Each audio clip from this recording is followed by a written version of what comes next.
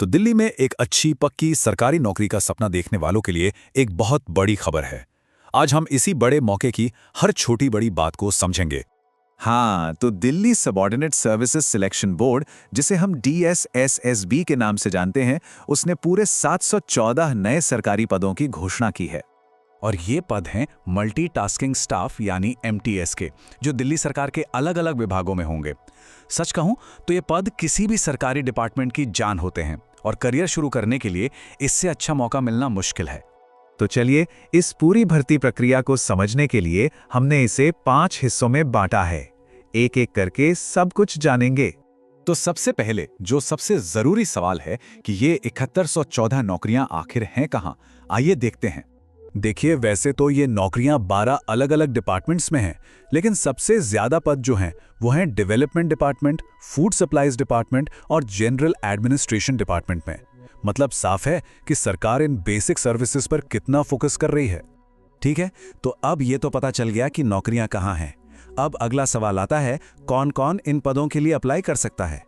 चलिए इसकी एलिजिबिलिटी यानी पात्रता को समझते हैं। अक्सर सरकारी नोटिफिकेशन देखकर लगता है कि अरे ये तो बहुत लंबा और मुश्किल होगा, लेकिन यकीन मानिए इस भर्ती के लिए जो शर्तें रखी गई हैं वो बहुत ही सीधी और सरल हैं। तो सबसे जरूरी बात क्या है? बस 10वीं पास होना चाहिए, उम्र 18 से 27 साल के बीच हो और हाँ, भारत का नागरिक होना जरूरी है। और सबसे बढ़िया बात, इसके लिए किसी भी तरह के एक्सपीरियंस की कोई जरूरत नहीं है। और सैलरी की बात करें तो ये पे लेवल 1 की जॉब है। मतलब एक एंट्री लेवल पद के हिसाब से ये एक बहुत ही अच्छी और स्थिर सरकारी सैलरी है। ये एक group C non gazetted post है। तो अगर कोई इन शर्तों को पूरा करता है तो अगला स्टेप है अप्लाई करना। चलिए अब ये देखते हैं कि अप्लाई करने का पूरा प्रोसेस स्टेप बाय स्टेप है क्या। तो पूरा प्रोसेस ऑनलाइन है और बहुत ही सिंपल है। बस ये 5 स्टेप्स फॉलो करने हैं। सबसे पहले DSSB के पोर्टल पर एक बार रजिस्ट्रेशन करना होगा, फिर अपनी आईडी और पासवर्ड से लॉगिन करके पोस्ट कोड 803/25 के लिए अप्लाई करना है। फीस भी ऑनलाइन ही SBI ePay से भरनी है और हाँ, फाइनल सबमिट करने से पहले सब कुछ एक बार अच्छे से चेक जरूर कर लेना है। और एक बात का खास ख्याल रखना है, जो नोटिफिकेशन में साफ साफ लिखा है कि एप्लीकेशन सिर्फ और सिर्फ ऑनलाइन ही एक्सेप्ट की जाएगी। अगर किसी ने पोस्ट से या हाथ से या ईमेल से भेजा तो सीधा सीधा रिजेक्ट हो जाएगा। और एप्लीकेशन फीस वो भी बहुत ज्यादा नहीं है, बस 100 रुपए। लेकिन यहाँ एक और अच्छी खबर है। महिला उम्मीदवारों के लिए, SC ST PWBD यानी विकलांग व्यक्तियों के लिए और एक्स सर्विसमैन कैटेगरी के लोगों के लिए कोई भी एप्लीकेशन फीस नहीं है। उनके लिए ये फॉर्म एकदम फ्री है।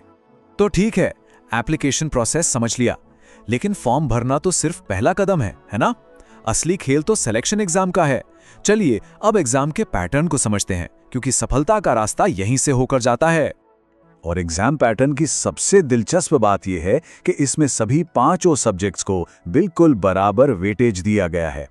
जनरल अवेयरनेस हो, रीजनिंग हो, मैथ्स हो या फिर हिंदी और इंग्लिश लैंग्वेज, सब के सब 40-40 नंबर के हैं। मतलब किसी भी सब्जेक्ट को हल्के में नहीं लिया जा सकता। तो ये एक ही एग्जाम होगा जिसे 1 टियर एग्जाम कहते हैं। 2 घंटे का टाइम मिलेगा, जिसमें 200 सवाल होंगे और टोटल 200 ही मार्क्स होंगे, यानी हर सवाल 1 नंबर का। और हाँ, ये एक कंप्यूटर बेस्ड ऑब्जेक्टिव टेस्ट होगा, मतलब MCQs वाले सवाल होंगे। अब यहाँ 2 बहुत जरूरी बातें हैं, एक अच्छी खबर और एक कह सकते हैं चेतावनी। अच्छी खबर यह है कि लैंग्वेज के पेपर को छोड़कर बाकी पूरा पेपर हिंदी और इंग्लिश दोनों में होगा। लेकिन ध्यान देने वाली बात यह है कि इसमें नेगेटिव मार्किंग भी है। हर गलत जवाब पर 0.25 मार्क्स कट जाएंगे। मतलब तुक्का लगाने से पहले सोचना पड़ेगा। अब देखिए, ये है मिनिमम क्वालिफाइंग मार्क्स, मतलब इतने नंबर तो लाने ही पड़ेंगे। जैसे जनरल और EWS के लिए 40%, दिल्ली के OBC के लिए 35% और SC ST PWBD के लिए 30%। लेकिन एक बात याद रखनी है, ये सिर्फ मिनिमम मार्क्स हैं। फाइनल कट ऑफ तो इससे ऊपर ही जाता है, जो कैंडिडेट्स के परफॉर्मेंस और वैकेंसी पर डिपेंड करता है। तो अब जब एग्जाम की पूरी तैयारी का प्लान समझ आ गया है, तो आखिर में सबसे जरूरी बात कर लेते हैं, और वो है इंपॉर्टेंट डेट्स। इन्हें बिल्कुल भी मिस नहीं करना है, वरना ये सुनहरा मौका हाथ से निकल जाएगा। तो इन तारीखों को कैलेंडर में अभी से मार्क कर लीजिए। ऑनलाइन एप्लीकेशन 17 दिसंबर 2025 को दोपहर 12 बजे से शुरू होगी और 15 जनवरी 2026 को रात के 11:59 पर बंद हो जाएगी। एग्जाम की डेट अभी नहीं आई है, वो बाद में अनाउंस की जाएगी। तो अब सारी जानकारी सामने है, योग्यता, आवेदन प्रक्रिया और परीक्षा का पैटर्न सब कुछ साफ है।